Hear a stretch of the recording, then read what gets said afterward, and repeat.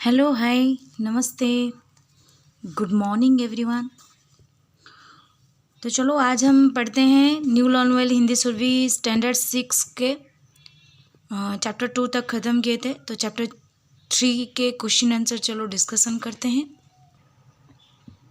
तो ये रहा आपका चैप्टर 3 वे दिन। तो वे दिन में एक हम जस्ट इसके बारे में थोड़ी हिंट्स दे देती हूँ क्या होता है यहाँ पर। इस पाठ्य में वे दिन के जो है विषय पे हमें स्वतंत्रता की सेनानी और उसी के जुड़े हुए कुछ बातें बोला गया है, कुछ जानकारी दिए जा रहे हैं। यहाँ पर पत्रकार गणेश शंकर विद्यार्थी द्वारा लिखी गए संस्मरण जेल जीवन की झलक का एक अंश दिखाया गया है हमारे सामने। इसमें विद्यार्थी जी पर जेल में क्या बीतती है, कैसे काले कोठरी में बिताए गए एक एक पल को भूलना कठिन होता है, यही सब बातों को विवरण किए हैं। क्यों जेल गए थे, वहाँ कैसा लगा, क्या नहीं। भारत को आज़ादी का मार्ग दिखाने वाले ऐसे न जाने कितने सिपाही हैं जिन्होंने अंधेरे में अपने जीवन का अमूल्य क्षण बिताकर हमें स्वतंत्रता का उजाला दिखाया। तो उन सभी स्वतंत्रता सेनानियों के हमारे सत सत प्रणाम। उन्हीं के बारे में आज हम इस चैप्टर में पढ़ेंगे। तो चलो इसकी क्वेश्चन आंसर हम डिस्कशन करते हैं। क्वेश्चन आंसर के पहले आप चले जाओ कठिन शब्दों के अर्थ के पास।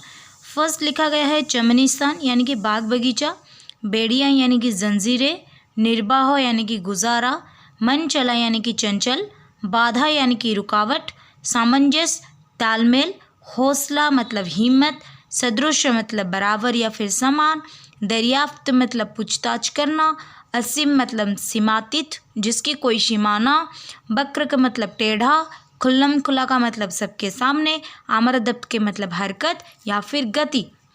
तो फिर आ जाओ अभ्यास के तरफ।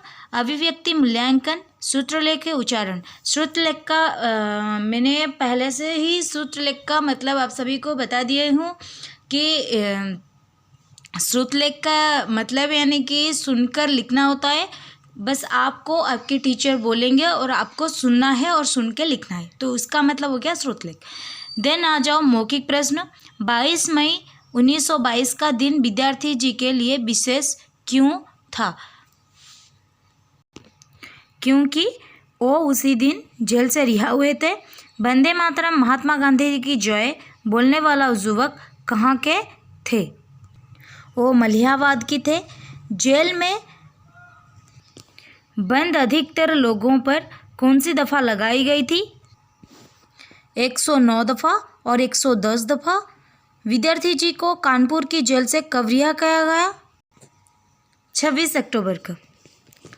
देन नीचे दिए गए शब्दों का अर्थ लिखिए।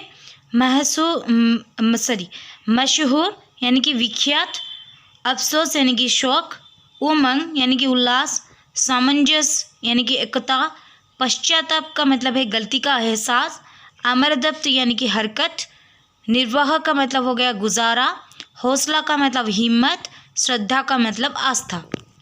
तो यहाँ पर क्या दिया गया है? सही गलत। सही विकल्प के सामने ठीक का निशान लगाइए। 22 मई 1920 के दिन गणेश शंकर विद्यार्थी कहाँ थे? लखनऊ जेल में। युवकों को ब्रिटिश पुलिस ने किस अपराध में पकड़ा था? गांधी जी का काम करने के अपराध में। जेल में बंद अधिकांश युवक कैसे थे? मनचले थे? नहीं, ये वाला गलत है, मनचले। ये वाला सही है, बेकसूर थे। विद्यार्थी को क्या पढ़ने में बहुत आनंद आता था? रामायण। नेक्स्ट पार्ट बोध।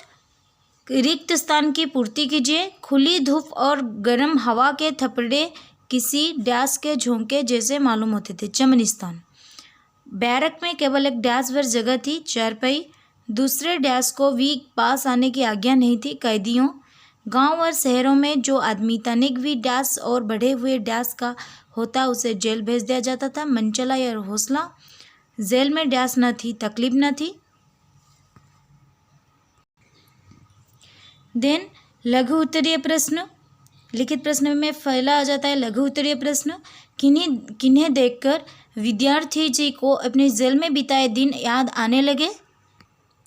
गांधी जी के काम करते हुए जिन युवकों को सजा हुई उन्हें देखकर विद्यार्थी जी को अपने जेल में बिताए दिन याद आने लगे। युवकों को किस अपराध के लिए जेल भेज दिया जाता था? ख नंबर देखो, युवकों को किस अपराध के लिए जेल भेज दिया जाता था? तो इसका आंसर है युवकों का गांधी जी के काम करने के अपराध में जेल भेज दिया जाता था। नेक्स्ट ग, विद्यार्थी जी को जेल में पढ़ने के लिए कौन कौन से पुस्तकें दी गई?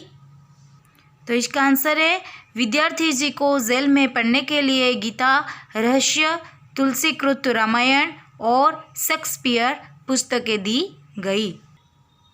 नेक्स्ट घ, महात्मा जी किस काम को बुरा समझते थे? तो इसका आंसर है महात्मा जी डाका डालना काम को बुरा समझते थे। काम को बुरा समझते थे। ठीक है। कानपुर की जेल से विद्यार्थी जी को कब और कहाँ भेजा गया? इसका आंसर है कानपुर की जेल से विद्यार्थी जी को 26 अक्टूबर को लखनऊ जेल भेजा गया। तो आज के लिए इतनी ही क्वेश्चन आंसर। नेक्स्ट सेशन में आपके लिए इस चैप्टर की जो और क्वेश्चन आंसर रह गई है उसको मैं आपके पास लेकर आऊँगी। तब तक के लिए मैं रहती हूँ आपकी सरोजनी दास फ्रॉम सरस्वती एकेडमी।